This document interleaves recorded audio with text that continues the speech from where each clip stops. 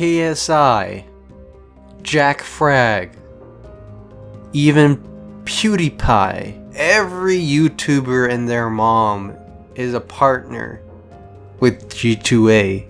And that, my friends, is the problem.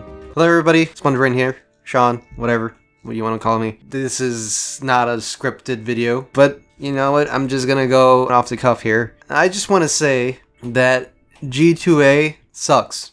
And you might be saying to yourself, well, hey, they got cheap games. How can they suck? Well, here's the thing. After this video, I really hope that you reconsider your G2A-ness, whatnot. Okay, so here we go. So I used to use G2A when I first was introduced to it about 2 years ago. I was looking for cheap games on the internet, as one does, and inevitably you do find ads for G2A, so I looked over at G2A, and from what I understood at the time, that the site was a place where you could take advantage of pretty much the currency differences, currency conversions.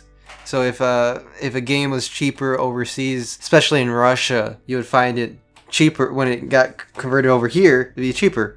But the thing is that those Russian codes are typically specific to Russia. That's why you see a lot of Russian locked keys at the G2A store, even though they're like really cheap. So I went to G2A and I purchased my first game. Forgot what it was, but I was really suspicious because the whole idea of it is it's supposed to be like an eBay for video games, right? The thing is that why do these people have 281,000 votes on their accounts? Why is that a thing? I mean, these are not your average Joes who have like an extra Steam key from a Humble Bundle and they put it up. No, it's not. It's them. These people are making a business off of this. And actually, in a Polygon interview, they did do an interview, and the guy said, well, I make about $2,200 per month off of this, and he basically makes this his living, flipping these Steam codes. So you might be wondering to yourself, well, how does he get the money to purchase these things? It turns out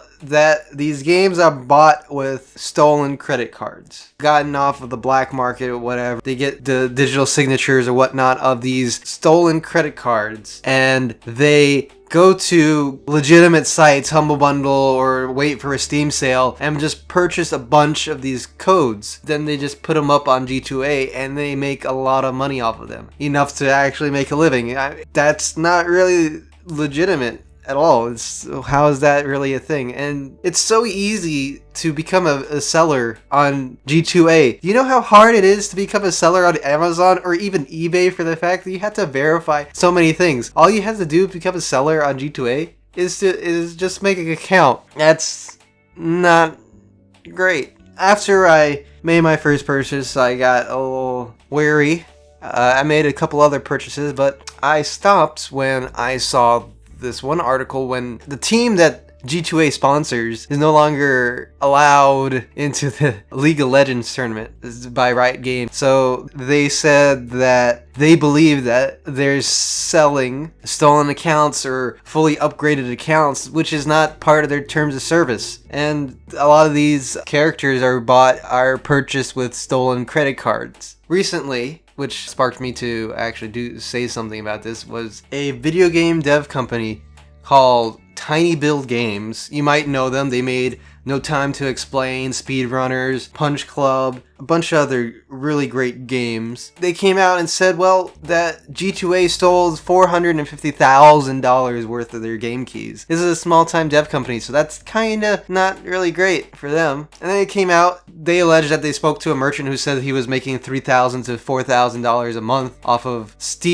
taking stolen credit cards off of the dark web, then going to a bundle website, a third-party key seller, purchasing a bunch of game keys, and then putting them up on G2A at half the retail price. And that's really messed up, because the thing is, when the stolen credit card transactions are done, they're obviously eventually claimed to be illegit. So not only have they given up already the Steam key that they cannot revoke because they're gonna have to. They can't really tell which ones was stolen with the stolen credit card. So the thing is that when they opened up their own shop, their Tiny Bill shop where you could purchase their games, a lot of these people started buying these games with the stolen credit cards. And so the store gives them the key, and then they go immediately to G2A and then sell it off, and almost immediately just gets sold off. So when it comes back that, oh, the credit card was stolen and Tiny Bill can't really do anything about it because the key is already sold and probably already activated, they could deactivate those keys. But when Ubisoft did that, that was a big problem. Oh yeah, forgot to tell you about this, but Ubisoft and EA had a big problem with it. It was so much that a bunch of Ubisoft games on Origin were stolen, purchased through this system, and well, Ubisoft pulled out of Origin. They took off all their games from Origin. You can't find any of their games on Origin. So, and they made Uplay, which is, I mean, that's fine for Ubisoft, but a lot of people got pissed off when Ubisoft did it. So you might be thinking to yourself, well, this is a game company. They're probably not losing any money off of this. It's not hurting them. Well, yeah, it is. So whenever you purchase something with a credit card, there's a credit card transaction fees. They got hit so hard that their store collapsed because they got all these chargebacks and they didn't make any sales. And then they see their keys all over G2A with really cheap keys. And it doesn't make sense because they never sold their games at those prices.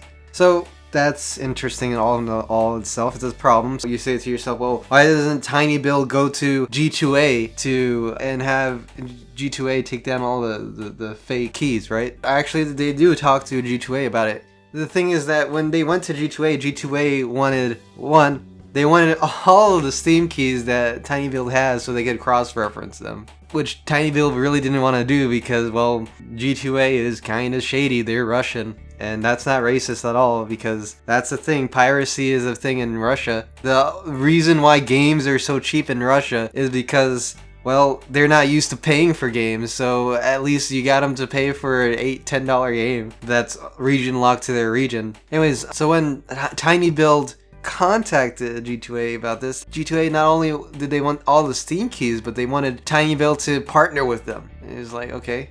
And they were saying, oh, you get a percentage of the game purchase. When somebody purchases your game, you get a percentage of that. It's like, no, that should be a given, you know, right? That still doesn't make up for the fact that a lot of these keys are stolen. Actually, the most interesting thing, and it's a lot of people saying that, hey, why don't they just revoke all the keys? But the thing is that'll mess up the people who bought it legitimately. And when Ubisoft did that, a lot of people got angry.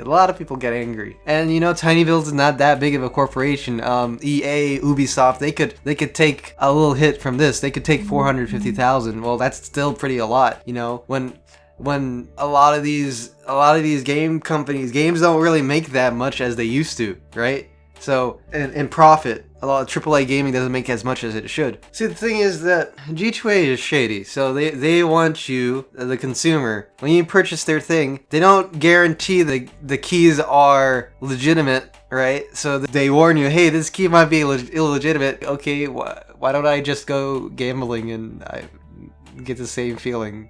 Just pull the lever. It's pretty much a crapshoot because you might get a bad key. And they say, oh, why don't you buy our protection plan? It's like, what? No, it's automatically checked off and they want you to put monthly payment and whatnot, and they offer it for you for free for a month, and then it's so hard to actually deactivate. You have to go through so many pages and whatnot. It's so messed up. It's so shady. It's not consumer friendly. They're trying to use people. And here's the thing that a lot of people might be saying, well, at least I'm getting these keys legitimate. And that's the thing. Technically, these keys are in a gray market. You purchased a game off of Steam or a gift off of Steam. Technically, you own that, and only you. You bought the rights for yourself to use it, not for anybody else. You're not allowed. It's not a physical product. You can't move it and give it to someone else. Even though Steam does now allow for you to do that, it used to not be a thing. It's more consumer friendly. They don't allow you to sell it, and they never should, because how are you going to verify where these keys come from once people start making money off of it? And it's a great market. You just bought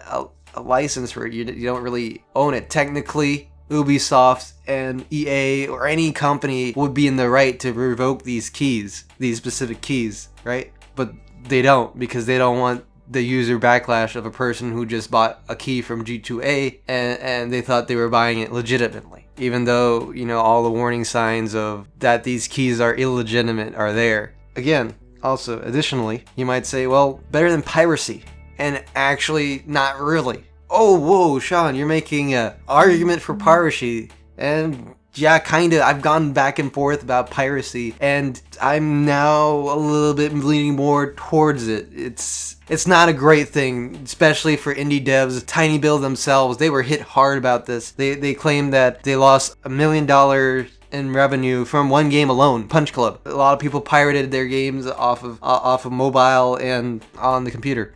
The thing is that Tiny Build says that when you're pirating, at least you're not causing them chargebacks. These fraudulent purchases that these people who are selling these games, then selling these games on G2A, they're causing Tiny Build to pay money, even though it shouldn't. It's really messed up. And I know earlier that I said that PewDiePie and all these other YouTubers are using them. They're using them as a sponsor. They're probably the easiest sponsor to get, actually. Everybody has a code. A lot of people have codes that I've seen. And the thing is that you can't, maybe these things have been coming up in recent times, and well, maybe they've seen it now, and maybe they're kind of wondering, hey, can I get out of my contract? They might be in a contract, so don't blame these guys. What you need to do is not buy these games from G2A. You want a cheap game? There are other legitimate websites. There are good old games. You've got Humble Bundle. Humble Bundle is amazing. And then you got Bundle Stars. You got so many different websites that are legitimate. People still go back to G2A, and I don't know. It's really messed up. G2A. My call to action is not to use for people to wait. They see a game they want, right? They see that it's really dirt cheap on G2A. Wait, save up your money, purchase it legitimately from Steam on a Steam sale or something else, or one of the legitimate websites that directly sell you from a Steam key that they've gotten from Tiny Build legitimately. They're not a reseller, right? So I'll put a bunch of links to different websites that legitimately sell their games, and some people really don't care. They just want a cheap game. Well, the thing is that people get really ornery and pissed off when a company goes under. Well, you now know why. Is because sites like G2A and people pirating their games that they don't make as much money as they should, and then they go under, and then they fire half their crew. Recently, freaking this year, man, Lionhead Studios gone. People who made Fable. That was such an old franchise. If anybody was safe, it was them. And then Disney fired everybody who was making Disney Infinity. I don't know. See, the thing is that you just gotta try and do things legitimately, and then everything will be fine. Hopefully. Yeah, I mean, there's a lot of free games you can play in the meantime while you're waiting for... I did a video last week of really cheap Steam sale games. Well, Steam sale's over, but still, those games are really good, and they're typically really cheap right now still. You should check out that video. I don't have a script right now. I should have written the script, but I realized that my next video would probably be out next week and not this week. So I decided, well, let's talk about the news. It's something that I'm kind of really angry about, that these small indie devs are really hurting because of something that I used to do. Now I don't, now that I've found out that these guys are really scummy. I really hope that everybody I just really hope that everybody listens to me and don't purchase these games from G2A. Don't do these G2A like websites like Kingwin and all that. So I hope everybody can learn from this experience and have a more enlightened gaming experience. And yeah, have a great day.